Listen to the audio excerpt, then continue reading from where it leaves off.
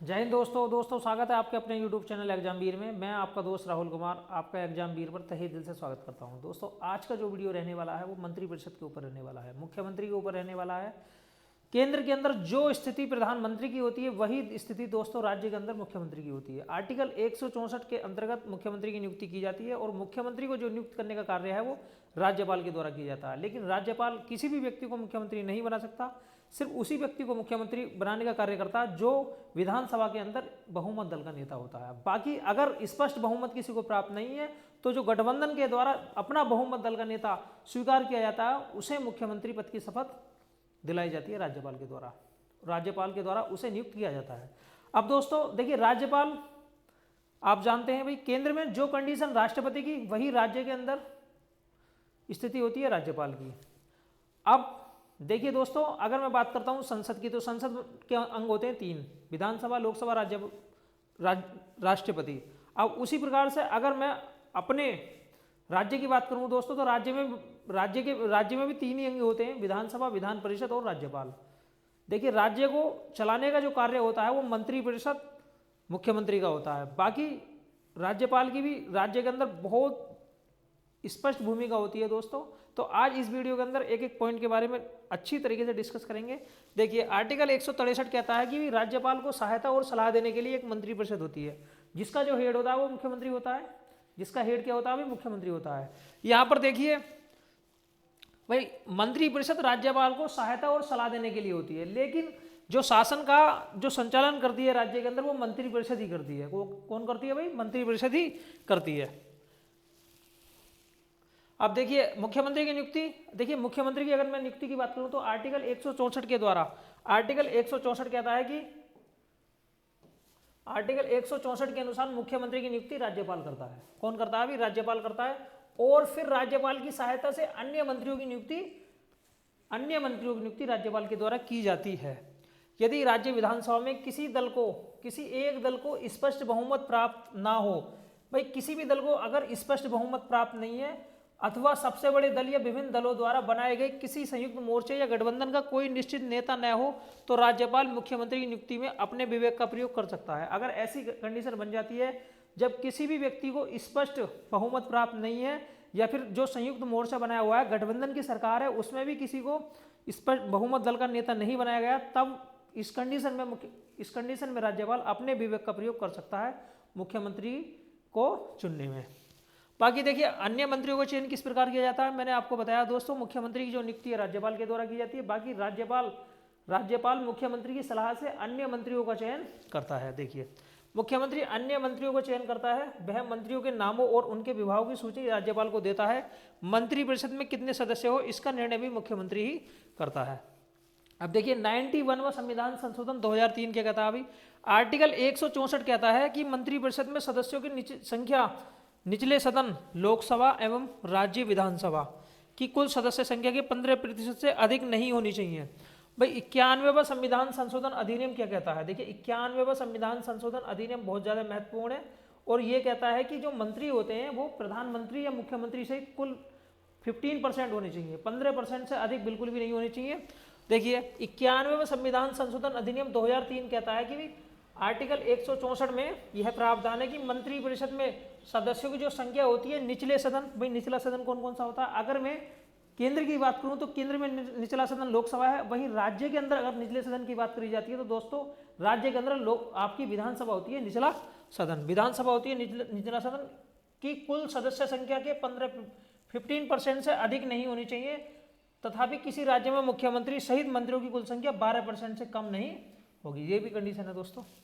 देखिए, अब आगे देखिए, अगर कोई व्यक्ति 6 माह तक किसी अवधि तक राज्य के विधानमंडल का सदस्य नहीं है तो उस अवधि की समाप्ति पर मंत्री नहीं रहेगा। इस कथन के आधार पर मंत्री पद की 2 अर्हताएं हैं। भाई किसे मंत्री चुना जाए, यह भी कंडीशन बन जाती है कि किस व्यक्ति को मंत्री चुना जाए। आखिर ऐसी कौन सी कंडीशन है जिसके आधार पर आप किसी भी व्यक्ति को मंत्री बना सकते हैं? देखिए, यहां मंत्री पद की बात कर लेते हैं दोस्तों। मंत्री किसे बना जाए? देखिए, अगर मैं मंत्री पद की बात करूं तो मंत्री बनने के लिए जरूरी है कि विधानमंडल के दोनों सदनों में से किसी एक सदन का सदस्य हो। आपको किसी न किसी एक सदन का सदस्य होना जरूरी है, चाहे आप विधानसभा का सदस्य हो सकते हैं या विधान परिषद का सदस्य हो सकते हैं। अगर आप किसी भी सदन के सदस्य नहीं है तो आप 6 महीने से अधिक समय तक मंत्री पद पर नहीं रह सकते।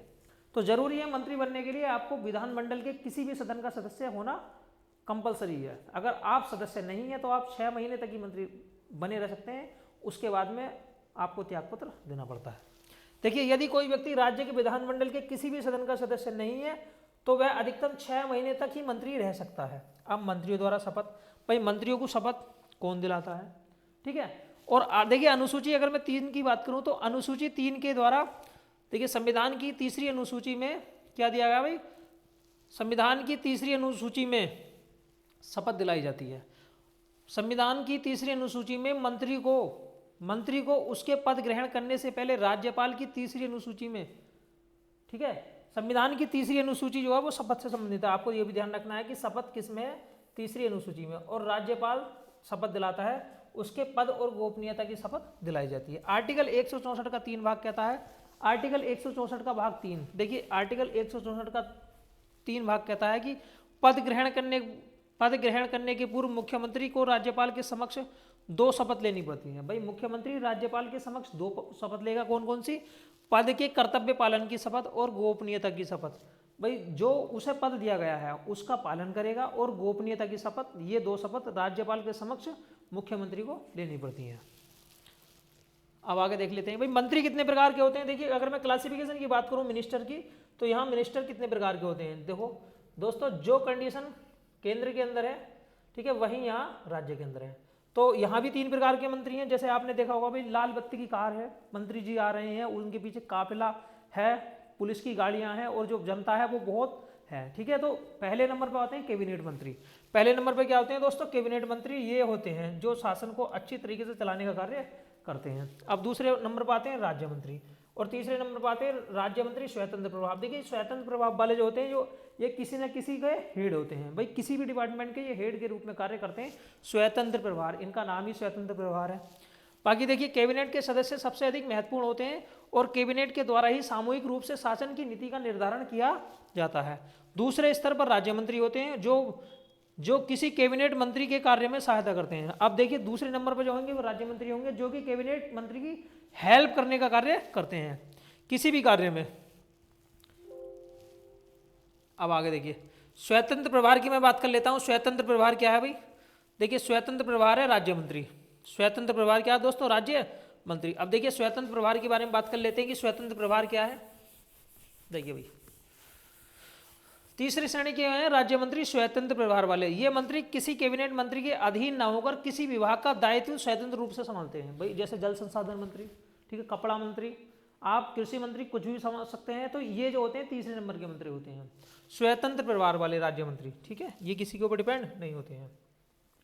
आप देखिए वेतन भत्ते क्या है, वेतन भत्ते किस प्रकार दिए जाते हैं और क्या क्या इनकी कंडीशन है, ठीक है। वेतन भत्ते के बारे में बात कर लेते हैं। देखिए मंत्रियों के वेतन और भत्ते उस राज्य के विधानमंडल विधि द्वारा समय समय पर निर्धारित करे, और जब तक उस राज्य का विधानमंडल इस संबंध में उपबंध नहीं करता है तब तक मंत्रियों के वेतन भत्ते दूसरी अनुसूची से दिए गए प्रावधानों के अनुसार होंगे। आर्टिकल 164 का भाग 5। देखिए मंत्रियों के वेतन भत्ते जो होते हैं दूसरी अनुसूची, देखिए दूसरी अनुसूची में दिए गए प्रावधान, देखिए वेतन और जो भत्ते होते हैं वो दूसरी अनुसूची के अंदर आते हैं, ध्यान रखना है।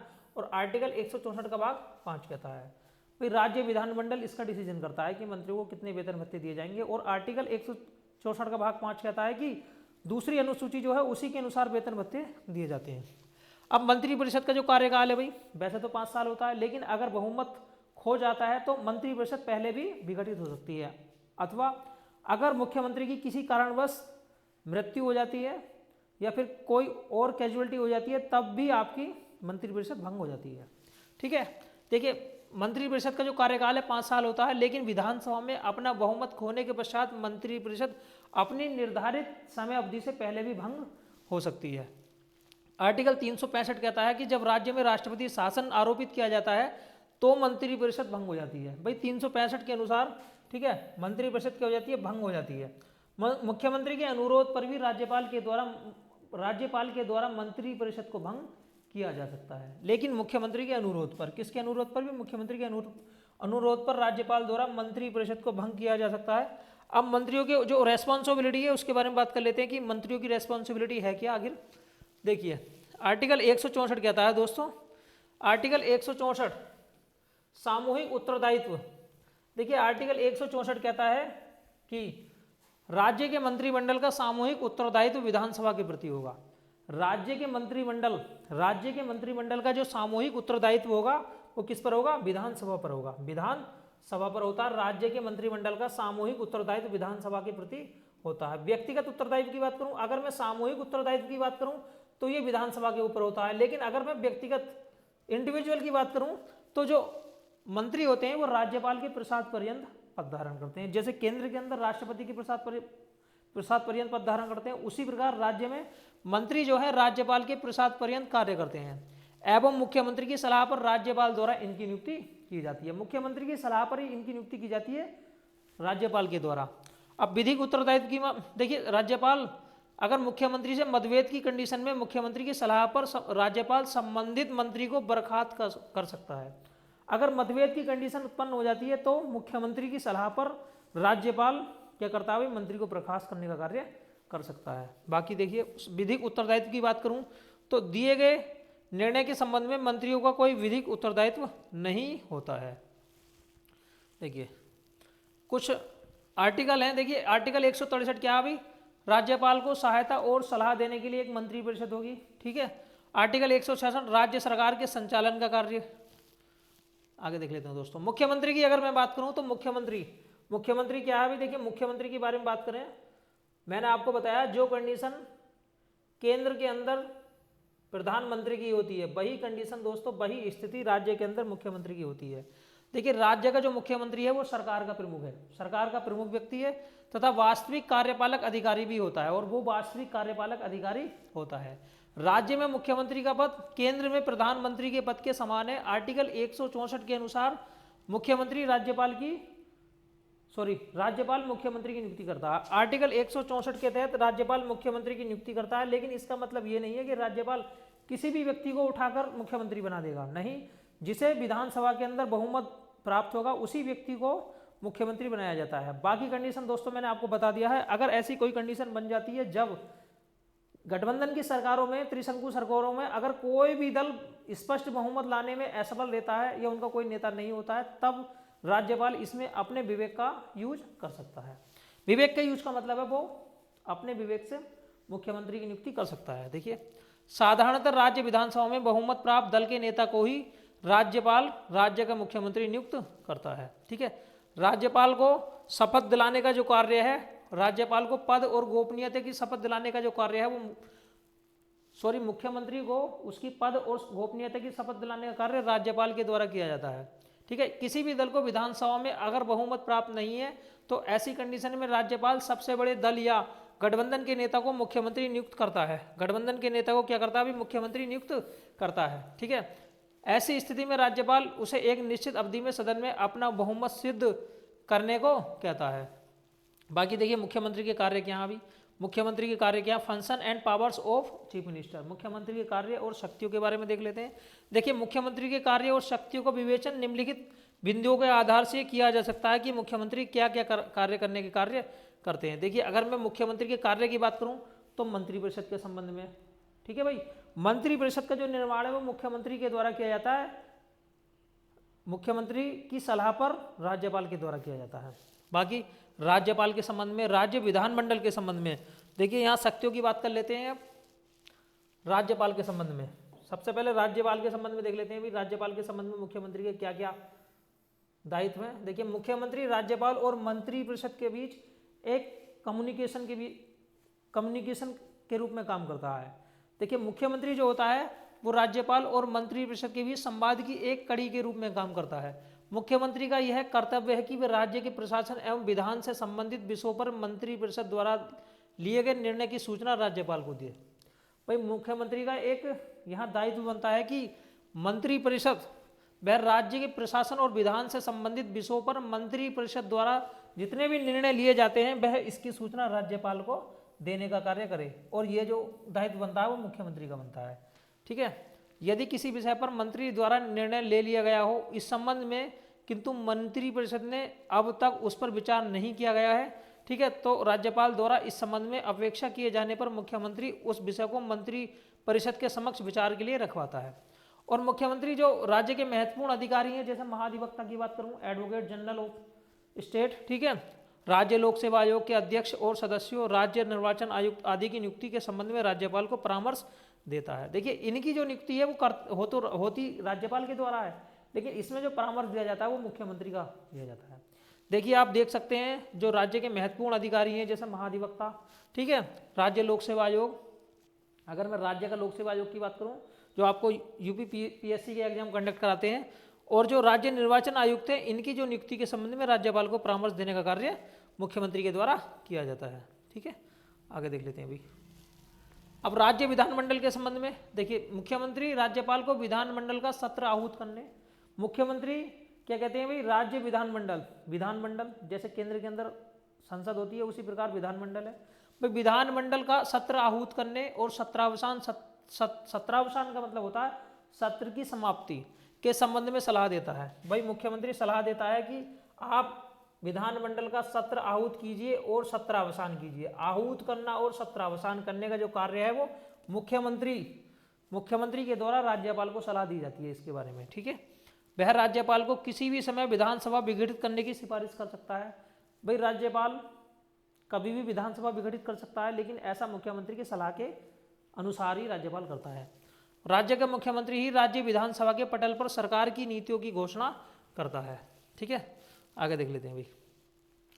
अब यहाँ राज्य के महाधिवक्ता की बात कर लेते हैं। महाधिवक्ता एडवोकेट जनरल ऑफ इंडिया, भाई केंद्र के अंदर होता है महान्यायवादी, ठीक है, कंट्रोलर एंड ऑडिट जनरल, लेकिन यहाँ पर होता है दोस्तों महाधिवक्ता। ये राज्य के अंदर है, राज्य का महाधिवक्ता एडवोकेट जनरल ऑफ इंडिया।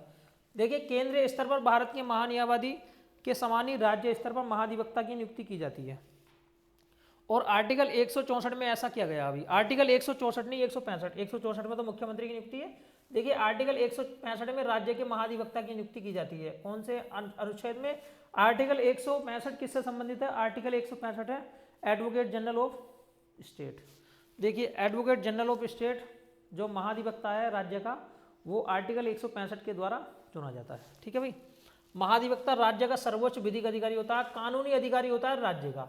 ठीक है भाई, कानूनी अधिकारी होता है, जैसे महान्यायवादी केंद्र का अधिकारी होता है कानूनी अधिकारी, उसी प्रकार से जो अधिवक्ता है वो राज्य का सर्वोच्च विधिक अधिकारी होता है, जिसकी नियुक्ति राज्यपाल के द्वारा की जाती है। जिसकी नियुक्ति किसके द्वारा की जाती है? राज्यपाल के द्वारा की जाती है। आर्टिकल 217 का भाग 3 कहता है कि आर्टिकल 217 का भाग 3 कहता है कि महाधिवक्ता पद के लिए निम्नलिखित कंडीशन होनी जरूरी है आपके पास में। भाई आप भारत के नागरिक हो, जो भी महाधिवक्ता बनना चाहता है वो भारत का नागरिक हो। दूसरा, कम से कम उसने 10 साल तक न्यायिक पद धारण किया हो, उसने 10 साल तक कम से कम न्यायिक पद धारण किया हो। ठीक है भाई, जज वगैरह, सुप्रीम कोर्ट का जज, हाई कोर्ट का जज, ठीक है, 10 साल तक आपने न्यायिक पद धारण किया हो, अथवा कम से कम 10 साल तक किसी उच्च न्यायालय में अधिवक्ता के रूप में आपने कार्य किया है, तब आप बन सकते हैं सर्वोच्च विधिक अधिकारी। ठीक है, तो आपको ध्यान रखना है कि जो महाधिवक्ता है राज्य का, उसकी क्या क्या कंडीशन होती है भाई। आप भारत का नागरिक होना चाहिए और कम से कम 10 साल तक आपने न्यायिक पद धारण किया हो, और कम से कम 10 साल आपने उच्च न्यायालय में अधिवक्ता के रूप में कार्य किया हो।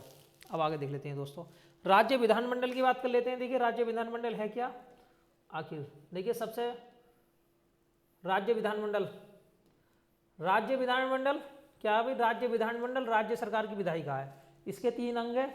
सबसे पहले विधानसभा, जिसे हम निम्न सदन कहते हैं, विधान परिषद उच्च सदन कहते हैं, और राज्यपाल। ठीक है भाई, और राज्यपाल। आर्टिकल 170 के अनुसार राज्यों में विधानसभा के सदस्यों की अधिकतम संख्या 500 और न्यूनतम संख्या 60 निर्धारित की गई है। अगर यहाँ विधानसभा के सदस्यों की संख्या की बात करता हूँ तो आर्टिकल 170 कहता है कि कम से कम विधानसभा के सदस्यों की संख्या, एमएलए की संख्या 500 से अधिक नहीं होगी, लेकिन 60 से कम भी नहीं होगी भाई। जितने भी राज्य के अंदर एमएलए बनते हैं उनकी संख्या मैक्सिमम 500 से अधिक नहीं होगी, लेकिन 60 से कम भी नहीं होगी।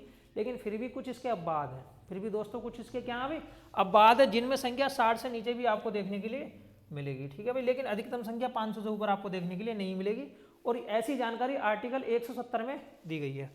देखिए वर्ष 1956 में राज्यों के पुनर्गठन के बाद भारत में अनेक राज्यों का निर्माण हुआ है। क्या हुआ भाई? अनेक राज्यों का निर्माण हुआ है। देखिए वर्ष 1956 में अनेक राज्यों का निर्माण हुआ है।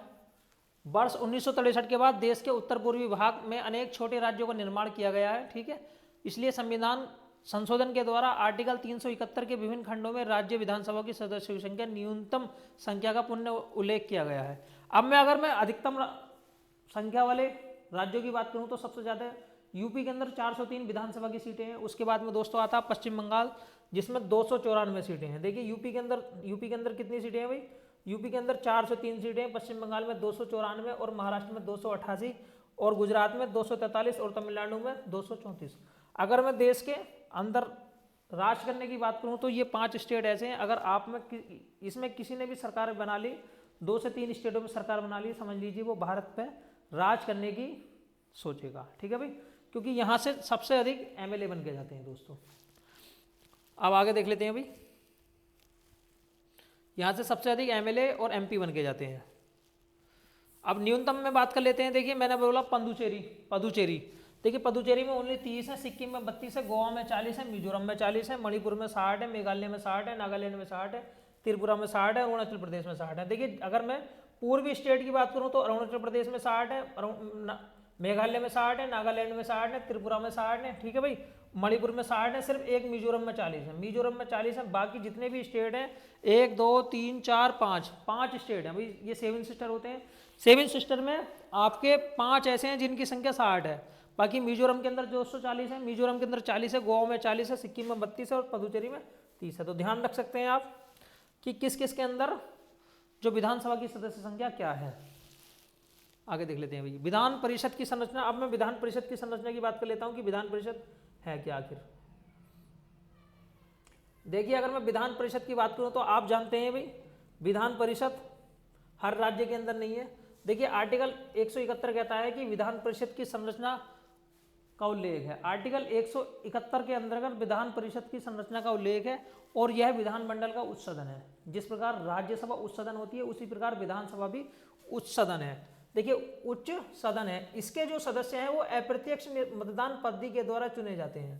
अप्रत्यक्ष मतदान पद्धति के द्वारा चुने जाते हैं। इसके अनुसार विधान परिषद में सदस्यों की संख्या कम से कम 40 और अधिक से अधिक संबंधित विधानसभा की कुल सदस्य संख्या की 1/3 होगी। कितनी होगी भाई? 1/3। अगर मैं विधान परिषद की अधिकतम संख्या की बात करूं तो 1/3 होगी विधानसभा की सदस्यों की संख्या की, लेकिन न्यूनतम की बात करूं तो यहाँ न्यूनतम आपकी कम से कम 40 होगी। कितनी होगी दोस्तों? कम से कम 40। और विधान परिषद के सदस्यों का जो चुनाव है वो अप्रत्यक्ष मतदान पद्धति के द्वारा होता है। अप्रत्यक्ष मतदान पद्धति के द्वारा विधान परिषद के सदस्यों का चुनाव होता है। देखिए अगर मैं जम्मू कश्मीर की विधान परिषद की बात करूं तो यहाँ सदस्यों की संख्या कितनी है? 36 है। यहाँ सदस्यों की संख्या कितनी है दोस्तों? 36 है। विधान परिषद के सदस्यों का आंशिक रूप से मनोनयन तथा आंशिक रूप से निर्वाचन होता है। देखिए सदस्यों को निर्वाचन की अगर बात करी जाए तो आनुपातिक प्रतिनिधित्व की एकल संक्रमणीय प्रणाली के द्वारा किया जाता है। भाई एकल संक्रमणीय प्रणाली के द्वारा विधान परिषद के सदस्यों को निर्वाचन किया जाता है। बाकी देखिए इसके निर्वाचन किस प्रकार किया जाता है ये चीज़ समझना आपके लिए बहुत ज़्यादा जरूरी है। ये टेढ़ी खीर लगती है बहुत सारे साथियों को, लेकिन वास्तव में ये टेढ़ी खीर दोस्तों है नहीं। एक बार में ही आपके समझ में आ जाएगा कि विधान परिषद के सदस्यों का निर्वाचन किस प्रकार से किया जाता है। देखिए इसके 1/3 सदस्य नगर पालिकाओं, देखिए इसका 1/3 सदस्य राज्य की नगर पालिकाएं, जिला बोर्ड और अन्य स्थानीय संस्थाओं पर आधारित निर्वाचक मंडल द्वारा निर्वाचित किया जाता है। भाई जो नगर पालिका के सदस्य होते हैं, जो जिले बोर्ड के सदस्य होते हैं और अन्य स्थानीय संस्थाएं हैं, उनके द्वारा 1/3 सदस्यों को निर्वाचन किया जाता है। जो विधान परिषद के सदस्य हैं, आपने देखा होगा भाई शिक्षक विधायक किसके द्वारा चुने जाते हैं? ठीक है, जैसे 1/3 सदस्य राज्य विधानसभा के सदस्यों पर आधारित निर्वाचक मंडल द्वारा।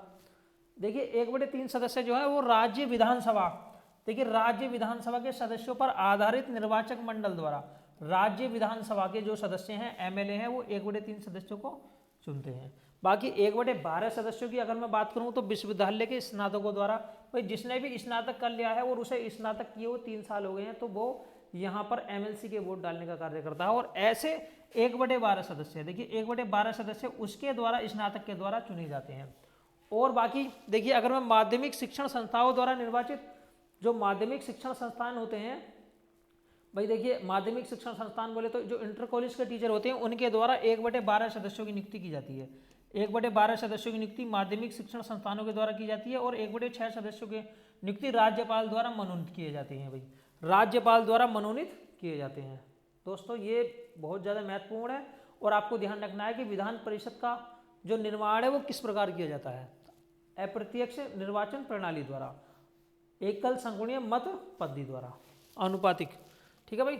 और आपको ये भी ध्यान रखना है कि कौन कौन लोग विधान परिषद के सदस्यों का निर्वाचन करते हैं। भाई आप देख सकते हैं जितने भी नगर पालिका के सदस्य हैं, जिला बोर्ड के सदस्य हैं और अन्य स्थानीय सदस्य हैं, उनके द्वारा चुनाव किया जाता है। जो विधानसभा के सदस्य हैं उनके द्वारा 1/3 सदस्य, बाकी जो स्नातक है उनके द्वारा 1/12 सदस्य, जो माध्यमिक टीचर हैं उनके द्वारा 1/12 सदस्य और राज्यपाल द्वारा 1/6 सदस्य।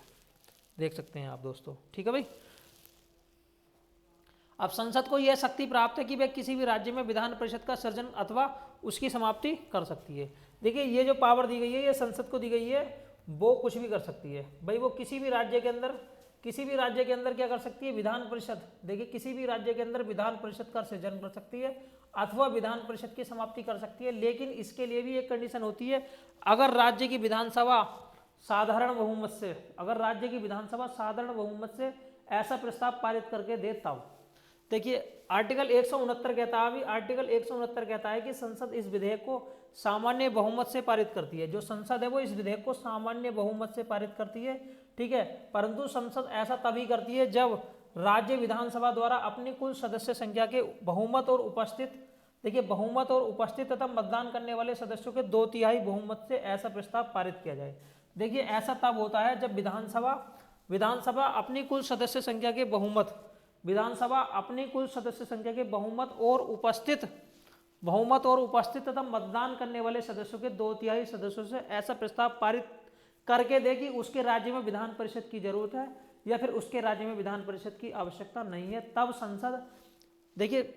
तब संसद विधान परिषद का निर्माण करती है आर्टिकल 169 के द्वारा। और ऐसा जो विधेयक है वो साधारण बहुमत के द्वारा संसद द्वारा पेश किया जाता है, साधारण बहुमत द्वारा। ध्यान रखना है आपको दोस्तों। आगे देख लेते हैं विधान परिषद के सदस्यों की अर्हताएं क्या है कि कौन से सदस्य विधान परिषद के सदस्य बनते हैं। देखिए क्या इनकी एज चाहिए, मैं अगर बात करता हूं तो आप जानते हैं विधानसभा का जो सदस्य होता है उसके लिए, एक मिनट दोस्तों, वेरी गुड भाई। अगर मैं बात करता हूं विधानसभा के सदस्य के लिए तो आप जानते हैं विधानसभा के सदस्य के लिए न्यूनतम उम्र 25 साल चाहिए, लेकिन विधान परिषद की अगर मैं बात करता हूं तो विधान परिषद में न्यूनतम उम्र आपकी 30 साल चाहिए। कितनी चाहिए अभी, 30 साल होनी चाहिए। और आप भारत के नागरिक होने चाहिए। देखिए भारत का नागरिक हो, 30 साल कम से कम उम्र हो, वह राज्य के विधानसभा के किसी निर्वाचक क्षेत्र का मतदाता हो और आपका वोटर लिस्ट में नाम होना जरूरी है। राज्य के विधानसभा के किसी निर्वाचक क्षेत्र का मतदाता भी होना जरूरी है, आपका वोटिंग लिस्ट में नाम होना जरूरी है। ऐसा कोई व्यक्ति सदस्य नहीं बन सकेगा जिसे संसद के कानून द्वारा अयोग्य घोषित किया गया है। भाई ऐसा कोई भी व्यक्ति सदस्य नहीं बनेगा जिसे संसद के कानून के द्वारा अयोग्य घोषित किया गया हो। कोई भी व्यक्ति विधानमंडल के दोनों सदनों का एक साथ सदस्य नहीं हो सकता। कोई भी व्यक्ति विधानमंडल के दोनों सदन बोले तो विधानसभा और विधान परिषद दोनों का सदस्य एक साथ कभी भी नहीं बन सकता है।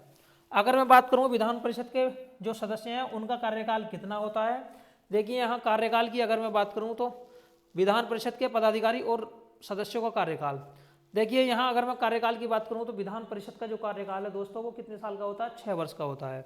कितने साल का होता है दोस्तों, 6 वर्ष का होता है। देखिए भाई, लेकिन इसके जो सदस्य हैं 1/3 सदस्य 2 साल बाद सेवानिवृत्त होते रहते हैं, जैसे राज्यसभा के अंदर होता है। एक मिनट देख लेते हैं दोस्तों। देखिए विधान परिषद के जो अधिकारी हैं वो कौन कौन से होते हैं, यहाँ पर बात करी गई है दोस्तों। विधान परिषद का कार्य संचालन करने के लिए एक सभापति होगा और एक उपसभापति होगा, और इनका जो निर्वाचन है वो, देखिए इनका जो एक तरीके से मनोनयन है वो परिषद के सदस्यों द्वारा निर्वाचित किए जाते हैं, और ये परिषद के सदस्यों के द्वारा ही निर्वाचित किए जाते हैं। इन्हीं में से कोई सभापति बनता है और कोई उपसभापति बनता है, जिसे सभापति और उपसभापति कहते हैं। भाई ये आप अपने लोगों में से, अपने बीच में से एक व्यक्ति को सभापति और एक व्यक्ति को उपसभापति चुन लेते हैं। बाकी देखिए विधान परिषद के गणपूर्ति के लिए कुल सदस्य संख्या के 1/10 सदस्यों की उपस्थिति होना जरूरी है, जिसे हम बोलते हैं कोरम। 1/10 सदस्य होने जरूरी हैं। विधान परिषद के कार्यकाल की बात करी जाए तो 6 वर्ष इसका कार्यकाल होता है और इसके 1/3 सदस्य 2 वर्ष, इसके 1/3 सदस्य क्या होता है, वे 2 वर्ष के बाद में सेवानिवृत्त हो जाते हैं और नए सदस्य चुन लिए जाते हैं। विधान परिषद भी राज्यसभा के समान एक स्थायी सदन है जो कभी भी भंग नहीं होती है, ये हमेशा चलती रहती है, चाहे सरकार किसी की भी हो। ठीक है भाई, ये चलती रहती है हमेशा। 6 वर्ष का इसका कार्यकाल होता है और इसके जो 1/3 सदस्य हैं वो 2 वर्ष के बाद सेवानिवृत्त हो जाते हैं। भाई 1/3 सदस्य ये समझ लीजिए, 1/3 सदस्य 2 साल तक रहे, फिर नए वाले सुन लिए, 1/3 सदस्य फिर 2 साल तक रहे, 1/3 सदस्य फिर 2 साल तक रहे। तो इस तरीके से जो ये पुराने वाले हैं ये पूरे 6 साल के अंदर खत्म हो जाएंगे और नए सदस्य आते रहते हैं। ठीक है दोस्तों, अब आगे बात कर लेते हैं। देखिए आगे शक्तियां और कार्य क्या हैं। अभी विधान परिषद की शक्ति और कार्य क्या है, इनके शक्ति और पावर के बारे में बात कर लेते हैं और इसके फंक्शन क्या है। देखिए विधान परिषद की शक्तियां विधानसभा से बहुत कम है। देखिए विधान परिषद की जो शक्तियां हैं वो विधानसभा से अत्यंत कम है, इसलिए विधान परिषद विधानसभा द्वारा किए गए कार्यों को केवल विलंबनकारी बना सकती हैं। अब विधान परिषद की अगर मैं बात करूं तो विधानसभा द्वारा किए गए कार्य को सिर्फ विलंबनकारी बना सकती हैं, उन्हें रोकने का काम कर सकती हैं, उनके कार्यों में सिर्फ लेट लतीफ़ा कर सकती हैं, मतलब विलंबनकारी कर सकती हैं, रोकने का कार्य नहीं, उन्हें एक तरीके से विलंब कर सकती हैं उनके कार्यों में। बाकी उनकी पावर इतनी नहीं है जो विधानसभा की होती है। देखिए विधान परिषद विधानसभा द्वारा पारित किसी सामान्य विधेयक को अधिक से अधिक 4 महीनों तक रोक सकती हैं। मैंने बोला अभी ये सिर्फ विलंबनकारी बना सकती हैं, किसी भी कानून को विलंबनकारी देरी से करवा सकती हैं, ये सिर्फ रोकने का कार्य करेंगी। अगर विधानसभा ने कोई कानून पास किया है तो विधान परिषद उसे 4 महीने तक रोक सकती है। कितने महीने तक भाई, अधिक से अधिक 4 महीने तक रोक सकती है। अगर देखिए विधानसभा द्वारा सामान्य विधेयक, कोई सामान्य विधेयक अधिक से अधिक 4 महीने तक रोक सकती है। पहली बार 3 महीने तक, पहली बार विधान परिषद 3 महीने तक रोकेगी और दूसरी बार 1 महीने तक। इसके बाद विधेयक दोनों सदनों द्वारा पारित मान लिया जाएगा। भाई पहली बार अगर मैं विधेयक की बात करूं तो पहली बार विधेयक विधान परिषद 3 महीने के लिए रोक सकती है और अगली बार 1 महीने के लिए रोक सकती है। ठीक है, तो पहली बार 3 महीने और दूसरी बार 1 महीने। तो इस प्रकार विधान परिषद किसी भी विधेयक को विलंबनकारी बना सकती है, 4 महीने तक अपने पास रोक के रख सकती है। लेकिन दोनों पहली बार 3 महीने रोक सकती है, दूसरी बार 1 महीने, उसके बाद में विधेयक को पारित मान लिया जाता है। ठीक है भाई, अब अगर मैं बात करता हूँ धन विधेयक की, तो आपने देखा अभी धन विधेयक जो लोकसभा के अंदर कंडीशन होती है, जो संसद के अंदर राज्यसभा की कंडीशन है, वही यहाँ विधान परिषद की है। भाई देखिए विधान परिषद धन विधेयक को केवल 14 दिनों के लिए ही रोक सकती है, इस अवधि के बाद धन विधेयक पारित मान लिया जाता है। अभी धन विधेयक की अगर मैं बात करता हूँ तो विधान परिषद सिर्फ 14 दिन तक ही रोक सकती है, 14 दिन से अधिक में जो धन विधेयक है वो आपका पारित मान लिया जाता है। तो ध्यान रखना है, ये प्रश्न पूछा जाता है कि विधान परिषद या राज्यसभा धन विधेयक को कितने समय तक अपने पास रोक के रख सकती हैं, ओनली 14 दिन। ठीक है भाई, देखिए विधान परिषदें विधानसभा द्वारा किए गए कार्यों के पुनर्लोकन की शक्ति नहीं रखती हैं। आगे विधानसभा की बात कर लेते हैं। यहाँ पर विधानसभा की क्या कार्य हैं, उसके सदस्यों का कार्यकाल कितना होता है और कौन व्यक्ति विधानसभा का सदस्य बन सकता है। लेजिस्लेटिव असेंबली, जिसे दूसरे शब्दों में एमएलए विधायक कहते हैं। ठीक है भाई, देखिए विधानसभा विधानमंडल का लोकप्रिय सदन है क्योंकि इसके सदस्य जनता द्वारा डायरेक्ट रूप से चुने जाते हैं। एमएलए हमारे द्वारा चुने जाते हैं, इसलिए हमारे द्वारा का मतलब पब्लिक के द्वारा, और इसके जो सदस्य हैं वो एक तरीके से आप देख सकते हैं कि जनता के द्वारा चुने जाते हैं, इसलिए ये लोकप्रिय सदन है दोस्तों। एक मिनट दोस्तों, एक मिनट।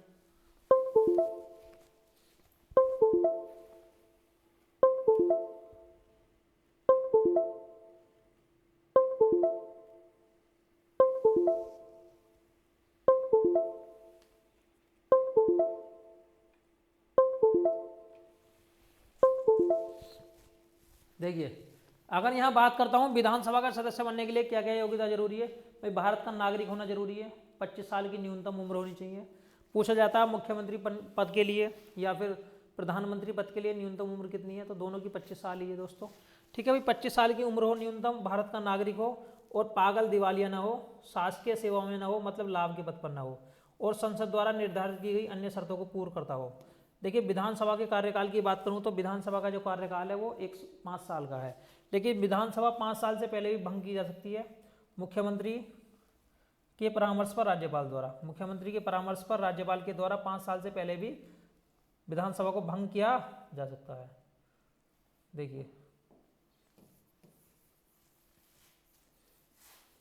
देखिए आर्टिकल 172 कहता है भाई विधानसभा की जो अवधि है 5 साल है, लेकिन आर्टिकल 172 कहता है कि आपातकाल के समय एक बार में 1 वर्ष के लिए इसका कार्यकाल बढ़ाया जा सकता है।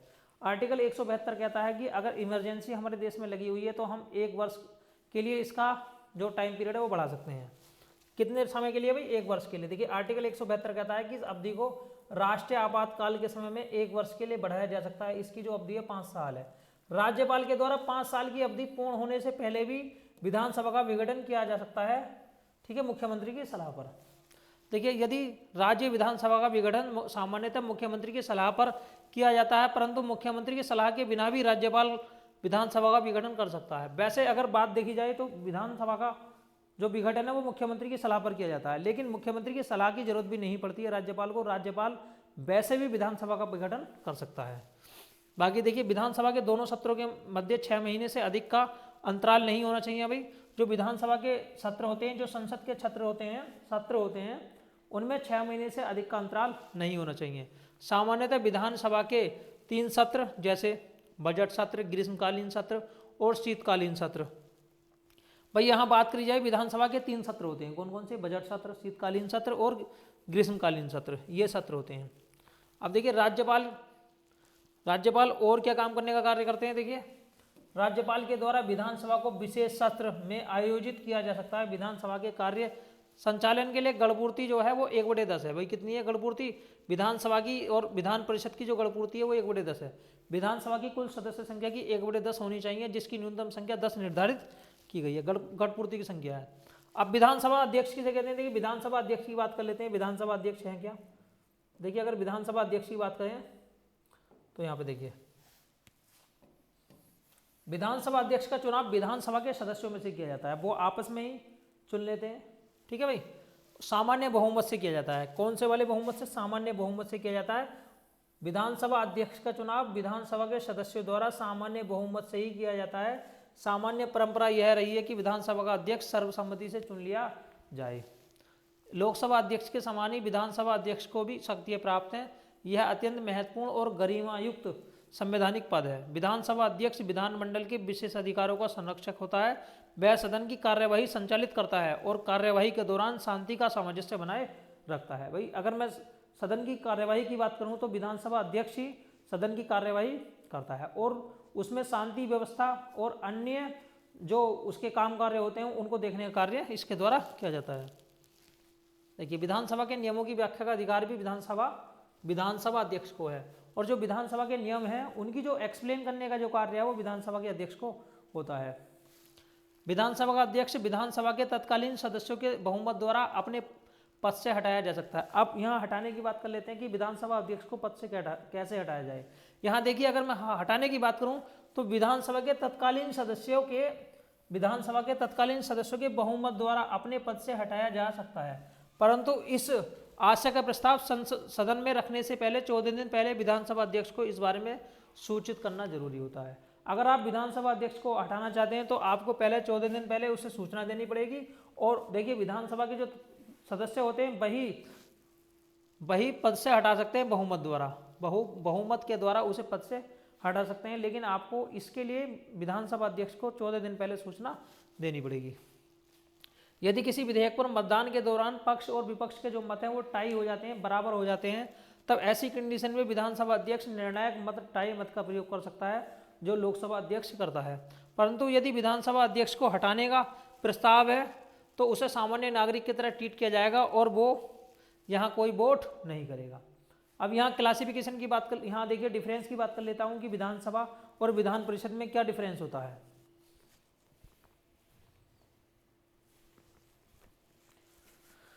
देखिए दोस्तों विधानसभा विधान परिषद में डिफरेंस की बात कर लेते हैं।